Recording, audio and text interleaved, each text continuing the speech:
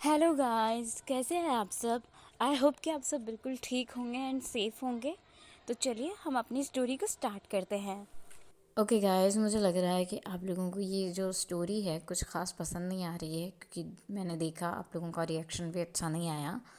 सो ठीक है, मैं इस स्टोरी को 2 या 3 पार्ट में ख़त्म कर दूँगी, एक वन शॉट के तौर पर मैं इसे एक्सप्लेन करती हूँ। तो चलिए हम अपनी स्टोरी की तरफ बढ़ते हैं। अब तक हमने देखा था कि सब लोगों ने अपना डिनर कर लिया था, छोटी मोटी शरारतें वहाँ पर चल रही थी। अब सब लोग अपने अपने रूम में जा चुके थे। वांग जी नी हॉयसांग अपने अपने बेड पर लेटे हुए थे और छत को ताक रहे थे। तभी वांग जी को महसूस होता है कि कोई उनके रूम पर नॉक कर रहा है। वांग जी जाकर दरवाज़ा ओपन करता है। नी हॉयसांग जो बेड पर लेटा हुआ था वो उठकर बैठ जाता है। वांग जी जैसे ही दरवाज़ा ओपन करता है वो देखता है दरवाजे वी वुशियान खड़ा हुआ था। वी वुशियान वांग जी के हाथ में एक बॉक्स देता है। उस बॉक्स में कुछ लेटर्स, फोटोज़ और एक मैसेज था जो विंग ने उस बॉक्स में वांग जी के लिए छोड़ा था। विंग उस बॉक्स को वांग जी के हाथ में देकर वांग जी से कहता है सुबह स्कूल के बैकयार्ड में आकर मिलना, और इतना कहकर वो वहाँ से चला जाता है। वांग जी जो विंग को जाते हुए देखता रहता है। विंग हवा की तेज़ी से गायब हो गया था। विंग के मैजिक पावर्स के बारे में ही वांग जी सोच रहा था। दोनों भी एक दूसरे के अच्छे दोस्त थे बचपन में, और कुछ सालों के गैप के बाद अब दोनों एक दूसरे से मिल रहे थे। दोनों को थोड़ा अजीब महसूस हो रहा था। तभी वांग जी अपने रूम का दरवाज़ा बंद करता है और रूम के अंदर आकर बैठते हुए उस बॉक्स को बेड पर रखकर देखने लगता है। नियो हायसांग वांग जी के बेड पर आकर उसके पास बैठता है और उससे पूछता है, ब्रदर वांग जी, इस बॉक्स में क्या है और यह आपको किसने दिया? तभी वांग जी कहता है, प्रिंस वी वुशियान। नियो हायसांग कहता है, बॉक्स को खोलकर देखिए ना, क्या उन्होंने आपको गिफ्ट दिया है? मुझे तो लगता है जैसे वो आपको पार्टी में देख रहे थे और आपके साथ जैसे डांस कर रहे थे, पक्का उन्होंने आपको कोई गिफ्ट दिया होगा। वांग जी यही सोच रहा था कि आखिर विंग ने उसे गिफ्ट में दिया क्या है, और ये बॉक्स देखकर ऐसा तो नहीं लग रहा कि ये कोई गिफ्ट है। वांग जी नी हॉयसांग से कहता है, हॉयसांग इसे ध्यान से देखो, ये कोई गिफ्ट बिल्कुल भी नहीं लग रहा है। ये कोई ओल्ड बॉक्स लग रहा है जिसके अंदर कुछ तो है। तो नी हॉयसांग कहता है, तो ब्रदर वांग जी जल्दी खोलिए ना, मुझे देखना है इसमें क्या है। वांग जी हाँ में अपना सर हिलाता है और फिर उस बॉक्स को ओपन करता है। उस बॉक्स में वांग जी के डैड की रिंग रखी हुई थी। साथ में वांग जी के डैड के कुछ फ़ोटोज़ थे जो उनके गायब होने से पहले खींचे गए थे। उसी के साथ एक लेटर रखा हुआ था जो विंग ने खुद लिखा था।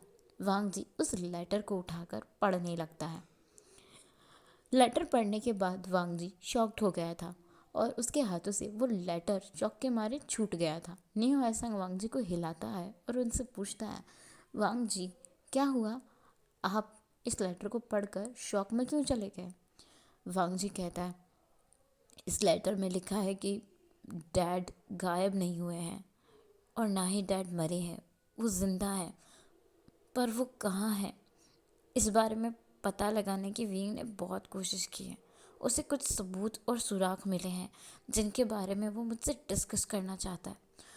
वो जानता है मेरे डैड अभी भी ज़िंदा है, बस उन्हें ढूंढने के लिए उसे मेरी मदद चाहिए।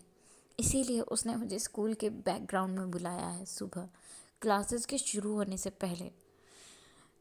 मुझे समझ में नहीं आ रहा ये सब क्या हो रहा है। तभी न्यू हसन कहता है, अभी तो आपको सो जाना चाहिए, और हाँ, आप कल सुबह क्लासेस स्टार्ट होने से पहले जाकर प्रिंस विभूषण से ज़रूर मिल लीजिएगा। अगर वो आपके डैड के बारे में बात करना चाहते हैं तो आपको ज़रूर जाना चाहिए।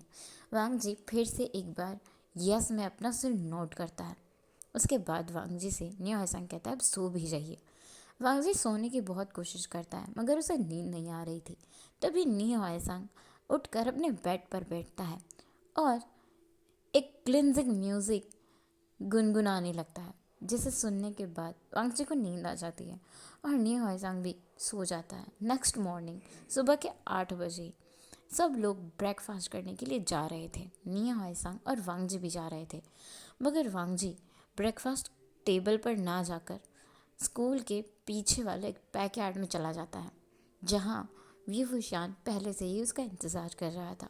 वांगजी दौड़ते हुए विंग के पास जाता है और जाकर उनसे पूछता है, प्रिंस विंग, आप मुझसे क्या बात करना चाहते हैं? आप मेरे डैड के बारे में क्या जानते हैं? और आखिर आप ये सब मुझे क्यों बता रहे हैं? तभी वांगजी, जो बहुत ज़्यादा बोल रहा था, उसकी सांसें बहुत तेज़ हो गई थी। विंग उसे पकड़कर अपने पास बिठाते हुए कहता है, वांगजी, पहले मेरी बात सुनो।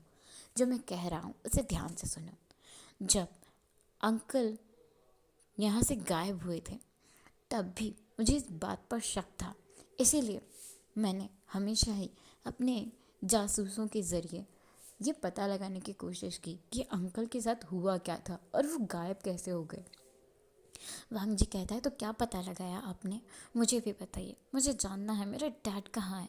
अगर वो ज़िंदा है तो वो कहाँ है, और अब तक आप उन्हें ढूंढ क्यों नहीं पाए?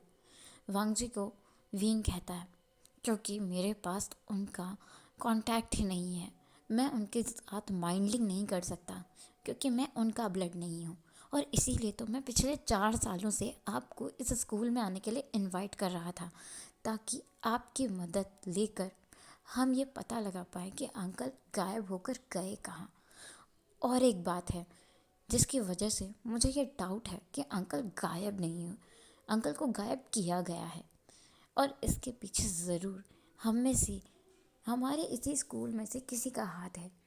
वांगजी पूछता है, क्या?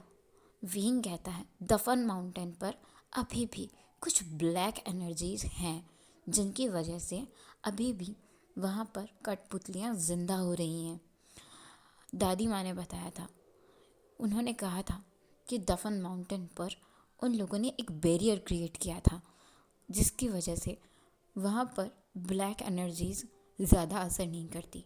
पर जब से अंकल गायब हुए हैं, तब से वहाँ पर इन ब्लैक एनर्जीज में कुछ चेंजेस देखने को मिले हैं। मुझे ऐसा लगता है कि अंकल के गायब होने में और दफन माउंटेन पर हो रही इन ब्लैक एनर्जीज में ज़रूर कोई ना कोई कनेक्शन है। और इसके साथ मुझे वेनिंग से एक और बात पता चली है। वेन रोहान अक्सर दफन माउंटेन पर रातों में घूमते हैं। वेनिंग और शिजुई ने कुछ दिनों पहले ही दफन माउंटेन पर वैंस के सैनिकों को देखा था। मुझे लगता है दफन माउंटेन, वहाँ हमें जाकर एक बार चेक करना चाहिए। वांगजी कहता है, ठीक है, मैं आपके साथ चलने के लिए तैयार हूँ, पर हम कब चलेंगे? वांगजी कहता है, विंग कहता है, कुछ दिनों रुको, मैं कुछ और छानबीन कर रहा हूँ, उसके बाद हम वहाँ जाकर पता करेंगे। वांगजी कहता है, तब तक मैं क्या करूँ? विंग कहता है, तब तक आप अपनी पावर्स को बढ़ाइए, क्योंकि मुझे लगता है बहुत जल्द ही हमें ये पता चल जाएगा कि अंकल कहाँ पर हैं और दफन माउंटेन पर चल क्या रहा है। वैन क्लैन में भी कुछ तो गड़बड़ है, इसका पता लगने के बाद ही हम लोग कुछ कर पाएंगे। वांगजी कहता है, ठीक है।